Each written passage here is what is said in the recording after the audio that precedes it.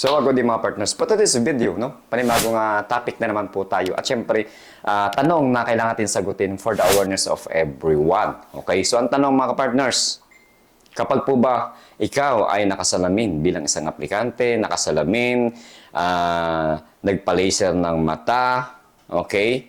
So, medyo nearsighted or farsighted, kung ikaw ay ganong klaseng aplikante, no?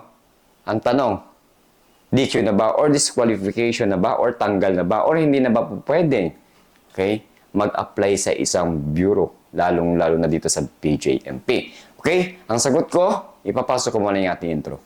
Let's go!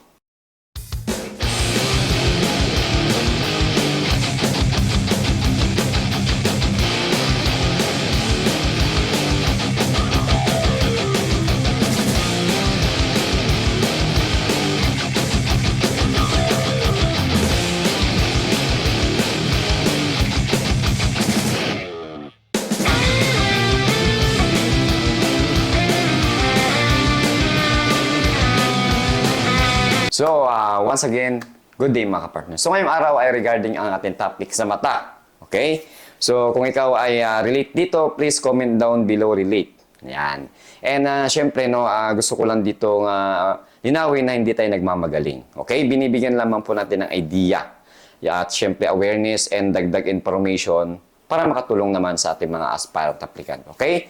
So, ngayong araw ay regarding sa mata ang ating pag-uusapan. No? Hindi tayo dito nagmamagaling. Hindi natin pinangungunahan ng isang bureau. Okay? So, ang sagot natin ay bibase lamang po natin sa ating experience. No? So, hindi naman lahat ng sasabihin natin dito, no? Ayun ay gagawin ng bureau. Yun lamang po ay aking na-experience. Okay? At syempre, para mabigyan ko kayo ng kaunting kalinawan dito sa katanungang ito. Okay? Dadako na tayo sa sagot natin. Okay? So, for example, no? Ikaw ay nearsighted at ikaw ay farsighted, no? Hindi naman agad bagsak yun, mga kapartners. Ito ay nakadepende sa eye test, mga kapartners. Okay? Meron po kasing mga aspirant applicant natin na nakasalamin.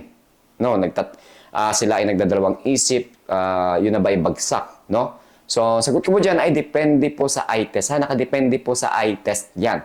Okay, mga partners. Meron kasing mga nakasalamin, okay, na ipapasa ang eye test, no? So, yung mga partners, meron kasing mga aspirant applicant na natatakot na mag-apply, subukan mag-apply dahil alam nila sa sarili nila na sila ay merong deficiency, yun nga, sa kanilang mata, na bumabagabag sa kanilang mga isipan, no, na babagsak lamang sila. Okay? So, dito ini-encourage ko sa inyo na try.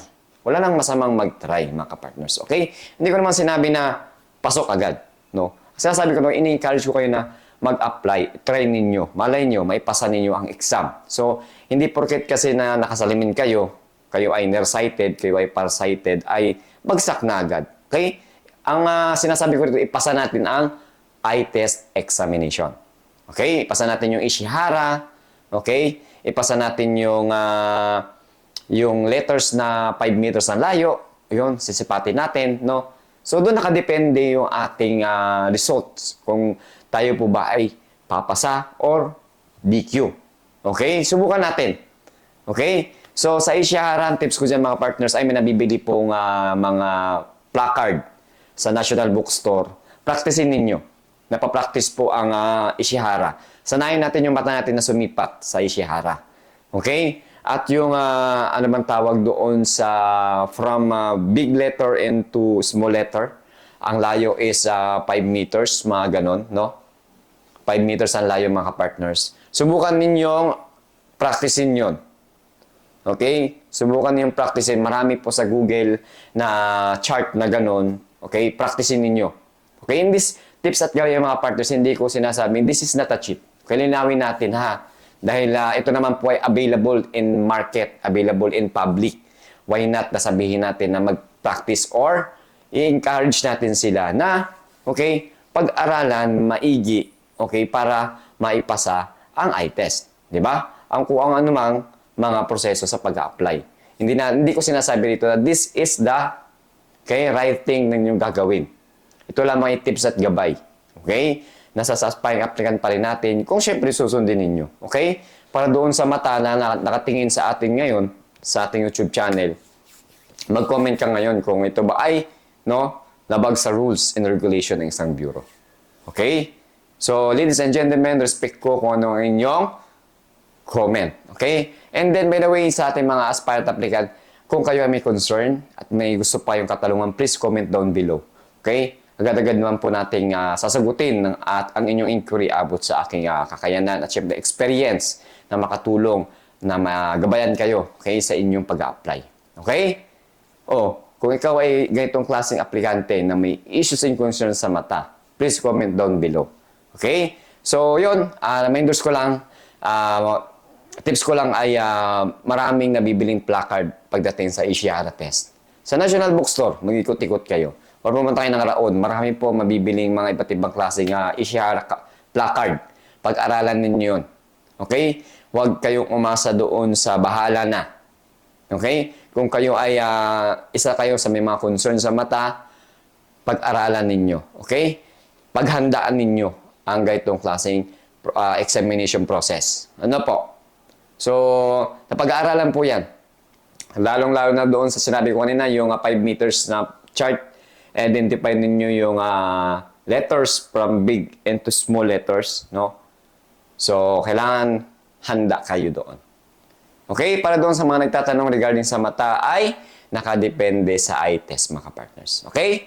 So, hanggang dito na lamang po yung ating video at maraming salamat sa ating mga aspirant applicant na laging tumututok. Okay? At syempre, shout out sa ating mga NCR na bagong graduate at nakikilala tayo. Appreciated ko po yung inyong pagpapasalamat at salamat din po sa inyong pagtitiwala sa aking tips at gabay.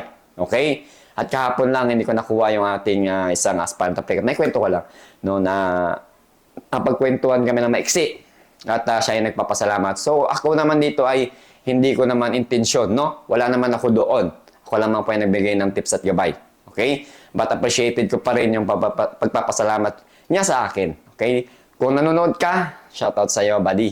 Okay? At see you around dito sa bureau. Okay? At sa ibang mga region, no? See you around dito sa bureau kapag kayo ay nakapasok. Okay? At yon, may payo ko lang sa mga bago nating aspirant applicant. At nandito na sa bureau na bago ay kung anong sipag nyo ngayon bilang isang lowest mamal na tinatawag o sa mababang level, okay, ng ranggo. Dapat bago tayo, step by step hanggang sa pagtaas ng ranggo natin ay sipagan natin. Ang kailangan lamang po sa bureau ay sipag at tiyaga. Okay? Dahil ang galing ay nahasa yan, no? Hindi natin napapansin sa pag nasa bureau na tayo mga partners, no? Kapag ikaw ay open sa lahat ng bagay. Kaya dito ay kusa na lang pumapasok yung galing. Hindi natin napapansin. Tanggap lang tayo ng tanggap ng kung ano man sitwasyon, ng problema na haharapin natin. Tanggapin natin, trabahuin natin. Hindi natin napapansin yung galing, no? Nandiyan na pala sa atin. So, ladies and gentlemen, hanggang dito na lang po. Lagi kong sinasabi sa ating mga aspirant applicant na be confident sa lahat ng bagay. No? Magtiwala sa iyong kakayahan. Strategy, pag-aralan. Okay? Para maipasa ang process sa pag-apply. At syempre, magtiwala sa kakayahan, magtiwala sa itaas. Always pray. At syempre, maging mabuti sa kapwa. Okay? Dahil baka yung kapwa na yan, ay siya pa yung makatulong sa iyo in the future. Okay? So mga partners, hanggang dito na lang. Like ko sinasabi. Saludo.